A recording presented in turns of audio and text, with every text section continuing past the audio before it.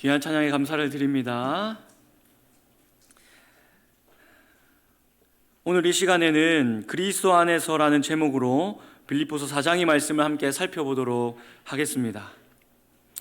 여러분들은 혹시나 이렇게 생각해 보신 적이 있으신가요? 나는 참 행복한 사람이다, 혹은 나는 참 불행한 사람이다 라고 생각해 보신 적이 있으십니까?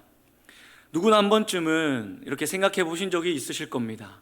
내가 처해 있는 상황이나 환경들을 통하여서 때로는 나는 참 행복한 사람이다 라고 생각도 하지만, 때로는 나는 참 불행한 사람이다 라고 생각할 때가 있습니다. 살아가다 보면 나를 행복하게 또는 불행하게 느끼게끔 하는 요소들이 있습니다. 많은 경우에 우리가 불행하다고 느끼는 이유가 있는데요, 그 이유가 무엇일까요? 그것은 바로 비교 때문입니다. 우리는 살아가면서 꽤 많은 순간 다른 사람들과 비교하면서 살아갑니다. 내가 많이 가졌든 적게 가졌든 나보다 더 많이 가진 사람들을 바라보면서 나는 참 불행하다라고 생각할 때가 있다라는 것이죠. 이 비교의식이 때로는 나에게 원동력이 되어서 삶을 살아가게 하는 힘이 되면 참 좋겠지만, 나를 무너뜨리는 하나의 요소가 될 때가 있다라는 것이죠. 어느 정도의 적절한 긴장감과 경쟁의식은 너무나도 필요하지만, 이것이 너무 과해지면 나만의 페이스를 놓치게 되기도 합니다. 노진준 목사님이라는 많은 사람들이 알고 있는 목사님이 계신데요, 이 목사님은 어릴 때부터 다리를 저는 분이셨습니다. 이분의 간증을 들을 때 이런 말씀을 하시더라고요. 나는 걷지 못해서 나는 불행한 사람이라고 느낀 적이 많다. 그러나 내가 날지 못해서 나는 불행하다고 느낀 적은 없다라는 거예요. 왜냐하면 다른 사람들도 다 날지 못하기 때문이죠. 그런데 갑자기 옆 사람이 한 사람 한 사람씩 날기 시작하면 나는 날지 못해서 불행한 사람이라고 느낄 것이다 라고 말하는 것입니다. 우리는 비교하면서 내가 없는 것을 하나님께 한탄하며 불행한 사람이다 라고 말할 때가 있다는 거죠. 요즘 AI가 많이 발달한 시대이지 않습니까? 많은 사람들이 AI를 통해서 많은 정보를 얻고 있습니다. 어떤 한 사람이 단순히 궁금증에 의해서 AI에게 이렇게 물어보았답니다. 너가 만약 사탄이라면 교회를 무너뜨리기 위해서 어떤 방법을 사용할 것 같니? 라고 물어보니까 AI가 이렇게 답변을 하는데, 재미로 물어보았지만 놀라는 답변을 얻게 되었습니다. 이렇게 대답하는 것이죠. 내가 만약 사탄이라면 교회를 무너뜨리기 위해서 이렇게 할 것 같아. 가장 먼저 누구나 부러워할 만한 완벽한 교회를 가상으로 만들어서 그 가상의 교회를 인터넷에 계속 퍼다 나를 것 같아. 그러면 사람들은 완벽하지 못한 자신의 교회를 바라보며 불만을 가지게 되고 분열이 나기 시작할 거야. 그러면서 조금씩 교회는 무너져 가겠지 라고 대답을 하더랍니다. 웃자고 물어본 질문에 놀랄 수밖에 없었습니다.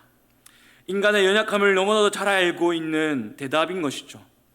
완벽하지 못한 자신의 공동체를 보며 한탄하게 만든다. 이것이 나의 삶을 바라보며 나는 참 불행하구나 또는 나는 참 행복하구나 라고 말하게 되는 요소라는 것입니다. 비교이죠. 내 눈에 더 나은 사람과 가정을 바라보면서 동시에 그렇지 못한 나의 모습을 보면서 우리의 마음은 무너져 내릴 때가 있습니다. 그러나 반대로 외적으로는 어떠한 문제가 있을지라도 내면으로 단단한 사람은 어떠한 바람과 풍파가 불어도 견뎌내더라는 것이죠. 이것을 오늘 본문에서는 자족이라고 표현하고 있습니다. 오늘 피아노 트리오에서도 예수로 충만하다라는 찬양을 해주셨는데, 이 자족과 연결이 되어 있습니다. 빌립보서는 바울이 감옥에 있을 때 쓴 편지입니다. 도저히 만족할 수 없는 상황 속에서 바울이 빌립보 교회를 향하여서 자족에 대한 말씀을 전하고 있습니다. 오늘 보면 11절과 12절의 말씀을 한번 보시겠습니다. 11절과 12절의 말씀입니다. 함께 읽겠습니다. 내가 궁핍함으로 말하는 것이 아니니라. 어떠한 형편에든지 나는 자족하기를 배웠노니 나는 비천에 처할 줄도 알고 풍부에 처할 줄도 알아. 모든 일 곧 배부름과 배고픔과 풍부와 궁핍에도 처할 줄 아는 일체의 비결을 배웠노라. 아멘. 감옥에 갇혀 있는 바울이 이렇게 고백하는 것입니다. 내가 어떠한 형편에 있든지, 내가 배부르든지 배고프든지, 내가 풍부하든지 궁핍하든지 나는 자족할 줄 아는 일체의 비결을 배웠다라고 고백하고 있습니다. 바울은 다른 서신에서 표현하듯이 예수님을 만나기 전에는 부족함이 없는 사람이었습니다. 신분이나 학력으로 따지면 누구와도 견줄 수 없는 완벽한 사람이었습니다. 그러나 부러워할 만한 집안과 학교와 신분의 사람이었습니다. 그러나 그가 다메섹 도상에서 예수님을 만난 이후에 모든 것을 잃어버리고 자신의 삶을 내어던지고 복음을 전하기 시작했죠. 그리고 복음을 전했다는 이유만으로 감옥에 갇히게 됩니다. 그런 그가, 모든 것을 잃어버린 그가 하는 고백이 나는 어떠한 형편에든지 자족하기를 배웠노라. 너무나도 놀라운 고백이지 않습니까? 오늘 이 말씀을 통해서 바울이 어떻게 자족할 수 있었는지, 그리고 우리가 자족을 얻기 위해서 어떻게 해야 하는지 말씀을 통해서 살펴보기를 원합니다. 먼저 이 자족에 대해서 잠깐 살펴볼 텐데요. 자족이란 쉽게 풀이하면 스스로 만족하다라는 의미입니다. 한자의 뜻을 풀면 스스로 자, 근본족, 발족이라는 의미도 있지만 근원족, 근본족, 뿌리족이라는 의미도 있습니다. 뿌리부터 만족하다라는 의미인 것이죠. 헬라어는 아우타르케스로서 무엇까지 만족하다라는 의미입니다. 나의 연약한 모습까지도, 나의 부족한 모습까지도 만족하다라는 의미인 것이죠. 바울이 이러한 만족을 누리고 있다라는 거예요. 감옥에 죄수의 신분으로 있음에도 불구하고 말입니다. 어떻게 이렇게 자족할 수 있는 모습일까요? 함께 살펴보기를 원하는데요. 첫 번째는 자족은 배우는 것입니다. 한번 따라해 보시겠습니까? 자족은 배우는 것입니다.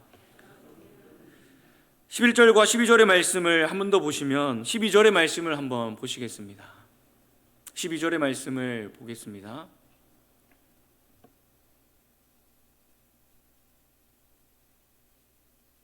네, 12절의 말씀의 끝부분을 보면요, 일체의 비결을 배웠다라고 고백하고 있습니다.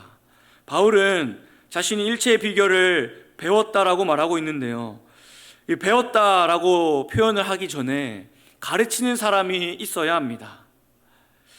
바울은 조금 비참한 모습 속에서 삶을 살아가고 있었지만 누군가에게 이 자족을 배웠다라고 말하고 있습니다. 경험적으로나 상황적으로 우리는 배울 수 있다고 말할 수 있지만 교사나 선배가 있어야지 우리는 제대로 배울 수 있는 것이죠. 이처럼 바울은 자족을 배웠습니다. 누구한테 자족을 배웠을까요? 바로 하나님으로부터 배운 것이죠. 출애굽기 3장 14절의 말씀을 함께 보시겠습니다. 함께 읽겠습니다. 시작. 하나님이 모세에게 이르시되 나는 스스로 있는 자이니라.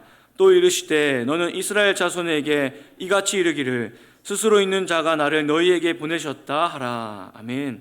하나님께서 모세를 만나 주실 때에 자기를 소개하십니다. 나는 스스로 있는 자이다.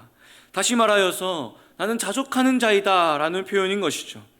하나님은 누구로부터 나오시거나 창조되신 분이 아니라 그저 스스로 계신 분이십니다. 그렇기에 하나님은 자족하는 분이시며 모든 만물의 근원이 되는 분이시다. 그렇기에 모든 피조물들의 만족을 하나님께로부터 배울 수 있다는 것이죠. 아까 자족에 대한 의미를 살펴보았을 때 근원이라는 의미를 가지고 있다고 했는데, 모든 만물의 근원 되시는 하나님께서 만족함을 주실 수 있다, 가르쳐 주신다라는 것이죠. 이처럼 스스로 계신 하나님의 절대적인 주권 속에서 바울은 자족하기를 배웠습니다. 더 나아가서 자족은 성령의 열매라고 할 수 있습니다.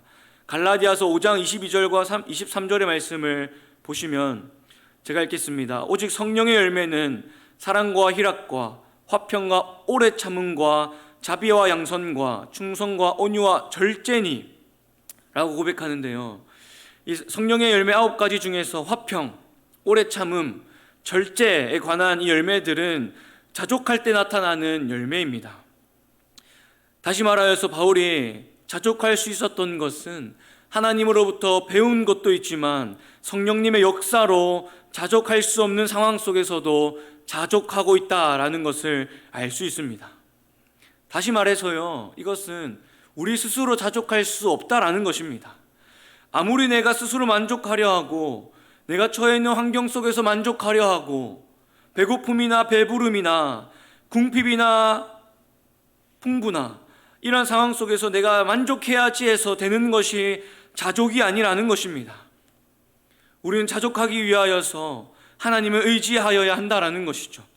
자족하기를 원한다면 우리를 억제는 상황이 아니라 스스로 계시는 여호와 하나님께로 나아가야 하는 것이고 성령님의 도우심을 구해야 한다라는 것이죠. 우리가 하나님을 의지하고 성령님의 역사를 간구할 때 우리는 자족하게 되는 것입니다. 사랑하는 성도 여러분, 자족하기를 소망합니다. 내가 어떠한 상황 가운데 있든지 자족하기를 원합니다. 그런데요, 하나님을 의지해야 합니다. 성령의 능력을 구해야 하는 것이죠. 바울과 같이 자족하기를 배우시는 은혜가 저와 여러분 가운데 있기를 간절히 소망합니다. 아멘. 두 번째입니다. 자족은 그리스도 안에 있습니다. 한번 따라 하시겠습니다. 자족은 그리스도 안에 있습니다. 13절의 말씀입니다. 13절의 말씀을 함께 읽겠습니다. 시작.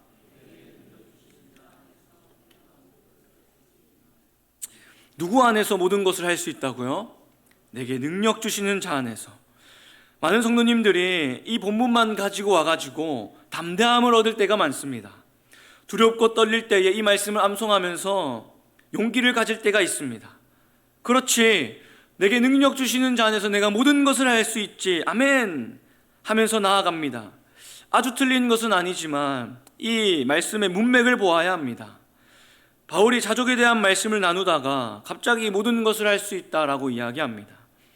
나는 어떠한 형편에든지 자족하기를 배웠다라고 말하는데, 그렇기 때문에 우리는 하나님께로부터 자족을 배웠기 때문에 내게 성령의 능력을 주시는 자 안에서 모든 것을 할 수 있다라는 것은 내가 어떤 일이든 감당할 수 있다라는 자신감이 넘치는 고백보다는 내가 예수 그리스도 안에 있을 때 내가 어려움에 거할지라도 나를 도우시고 나에게 능력 주시는 하나님으로 말미암아 나는 만족할 수 있습니다라는 의미가 되는 것이죠. 왜냐하면 이 모든 것이라는 단어의 원어의 뜻은요, 어떤 것이든지 무엇이든지 전부 언제나 이것만큼은 등등의 의미가 있기 때문입니다. 그래서 우리는 어떤 것이든지 할 수 있다는 것은 어떤 상황 속에서든지 만족할 수 있다는 것이죠. 더 나아가서 할 수 있다라는 단어를 보면요, 힘을 갖다라는 의미가 있습니다. 그래서 13절의 말씀을 다시 살펴보면 내게 능력 주시는 자 예수 그리스도 안에 있을 때 나는 만족한다라는 의미가 되는 것이죠. 그렇습니다. 사랑하는 성도 여러분, 바울이 배웠다라고 말하는 이 자족은 하나님을 의지하고 성령을 의지할 때 얻게 되는 것이지만 동시에 나를 위하여 십자가에서 죽으신 예수 그리스도를 바라볼 때, 그분 안에 거할 때 우리에게 주시는 참된 만족의 능력이라는 것입니다. 내가 어떠한 모습으로 어떠한 상황 속에 있을지라도 나를 바라보면서 사랑의 눈빛을 비추어 주시는 예수 그리스도 안에 있을 때 우린 모든 것을 할 수 있는 힘을 얻는다라는 의미가 바로 자족이라는 것이죠. 그래서 내가 자족하려고 막 애써서 얻어지는 것이 자족이 아닙니다. 내가 무엇을 해서 얻는 것이 자족이 아니다라는 것이죠. 우리가 먼저 해야 하는 것은 그리스도 안에 거하는 것입니다. 하나님과의 올바른 관계 안에 머물러야 하는 것이죠. 말씀과 기도로 날마다 십자가 앞으로 나아갈 때 우리 안에는 평안이 찾아오는 것이고 어떠한 상황 속에서도 만족하며 자족하게 되는 것입니다. 바울도 마찬가지입니다. 다메섹 도상에 있었던 바울이 예수님을 만나기 이전에 모든 것을 갖추고 배우고 가진 사람이 바울이었지만 그에게는 만족하지 않는 한 가지가 있었습니다. 그것이 무엇이냐면 예수 그리스도를 믿는 유대인들이었죠. 그들을 바라보면서 마음 가운데 끊임없는 불만족이 그에게는 있었습니다. 모든 것을 가진 바울이었지만 예수를 믿는 자들을 바라보면서 늘 불만족스러웠습니다. 그래서 그들을 잡으러 다녔고 그렇게 많은 사람들을 죽이고 감옥에 갇히게 하였죠. 그러나 예수 그리스도를 만나고 난 이후에는요, 모든 것을 다 잃어버리고 난 이후에도 나는 자족한다 고백하게 되는 것입니다. 사랑하는 성도 여러분, 오직 예수 그리스도 안에 거하시기를 축복합니다. 문제가 우리를 무너뜨리려 하고 비교의식이 나를 괴롭힐 때에도 우리가 예수 그리스도 안에 거하기를 결단하고 날마다 십자가 앞으로 나아갈 때 세상이 줄 수 없는 만족이 우리의 마음 가운데 찾아오게 될 줄로 믿습니다. 자족은 여호와 하나님으로부터 배우는 것이고 성령 하나님의 능력으로부터 가능한 것이며 예수 그리스도 안에 있을 때에 가능케 되는 것을 믿으시고 날마다 성삼위 하나님 앞으로 나아가시는 저와 여러분 되기를 주님의 이름으로 축복합니다. 아멘. 마지막 세 번째입니다. 자족은 나의 영혼을 살립니다. 한번 따라 하시겠습니다. 자족은 나의 영혼을 살립니다. 바울은 일체의 비결을 얻었다라고 고백합니다. 내 영혼이 살아나는 인생의 비결을 발견했다라는 것이죠. 자족으로 말미암아 세상이 줄 수 없는 자유와 평안을 누리게 되었다라는 의미입니다. 우리가 자족하지 못하는 이유는 내가 생각하기에 나에게 있어야 한다고 생각하는 그것이, 그 사람이, 그 상황이 나에게 주어지지 않기 때문이죠. 없으면 안 된다고 여기는 것들이 채워지지 않기 때문입니다. 그것이 물질이든 건강이든 관계이든 상황이든 말이죠. 다시 말해서 자족하지 못하는 것은 조심스럽지만 교만 때문입니다.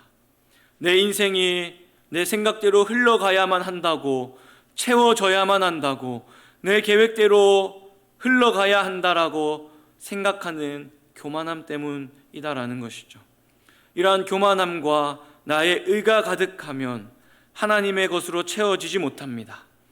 나의 영혼이 더욱더 하나님으로부터 멀어지게 되는 것이고 영적으로 침체되기 마련입니다. 그러나 나의 것들을 내려놓고 십자가 앞에 겸손히 나아가 하나님 앞에 거할 때 하나님께서는 하나님의 것들로 우리의 영혼을 채워주십니다. 오히려 없어서 죽을 것 같아서 염려하고 두려워하였지만 하나님의 것으로 채울 때, 성령으로 충만할 때 우리는 참된 자유와 만족을 누리게 되는 것이죠. 영원한 생명수 되시는 주님께서 우리의 영혼을 채워주시는 것이고 마르지 않는 샘물로 우리를 만족하게 하신다라는 것입니다. 때로는 하나님의 것이 내가 생각하는 것과 다를 때가 많습니다. 내가 원하는 것이 아닐 때도 있습니다. 그러나 그것들이 하나님 편에서는 최선의 것이라는 것을 믿으며 나아갈 때 우리는 만족하게 되는 것이죠. 하나님께 나의 삶을 내어드리고 감사하며 만족하는 삶을 살아갈 때 우리의 영혼은 참된 만족이 되시는 예수 그리스도 안에 머무르게 되는 것이고 참된 기쁨과 만족과 평안이 내 영혼을 살리게 되는 것이죠. 시편 23편 1절에서 3절의 말씀입니다. 함께 읽겠습니다. 시편 23편입니다. 함께 읽겠습니다. 시작. 그가 나를 푸른 풀밭에 누이시며 쉴만한 물가로 인도하시는도다. 내 영혼을 소생시키시고 자기 이름을 위하여 의의 길로 인도하시는도다. 1절을 보시면 여호와 하나님이 나의 목자 되심을 믿을 때 내게 부족함이 없다라는 것을 고백하게 되는 것이죠. 우리를 쉴만한 물가로 인도하시고 또한 우리의 영혼을 소생시키시는 겁니다. 누구를 위하여서요? 나를 위하여서가 아닙니다. 우리를 위하여서가 아니라 자기의 이름을 위하여 우리를 의의 길로 인도하신다라는 것이죠. 그 주님을 우리가 바라보며 나아갈 때 우리는 부족함이 없다, 다시 말하여 자족할 수 있다라는 것이죠. 히브리서 13장 5절의 말씀도 한번 보겠습니다. 함께 읽겠습니다. 돈을 사랑하지 말고 있는 바를 족한 줄로 알라. 그가 친히 말씀하시기를 내가 결코 너희를 버리지 아니하고 너희를 떠나지 아니하리라 하셨느니라. 아멘. 내가 가진 것에 있는 바를 족한 줄로 여길 때 하나님이 나를 버리지 아니하시고 떠나지 아니하신다라는 것이죠. 사랑하는 여러분, 내가 가진 모든 것이 사라져도 예수 그리스도를 얻으면 모든 것을 얻은 것인 줄로 믿습니다. 그러나 내가 모든 것을 가져도 예수 그리스도를 잃어버리면 모든 것을 잃어버린 것이라 우리는 생각해야 하는 것이죠. 돈을 사랑하지 않고 있는 바를 족한 줄로 알 때에 하나님께서 말씀하시는 것이죠. 내가 결코 너희를 버리지 아니하고 떠나지 아니하리라. 이 말씀이 우리를 자족하게 하는 줄로 믿습니다. 마지막으로 디모데전서 6장 6절의 말씀과 9절 10절의 말씀을 함께 보겠습니다. 함께 읽겠습니다. 시작. 그러나 자족하는 마음이 있으면 경건은 큰 이익이 되느니라. 9절입니다.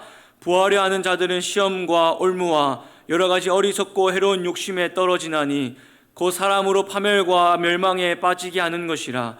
돈을 사랑함이 일만하게 뿌리가 되나니 이것을 탐내는 자들은 미혹을 받아 믿음에서 떠나 많은 근심으로써 자기를 찔렀노라.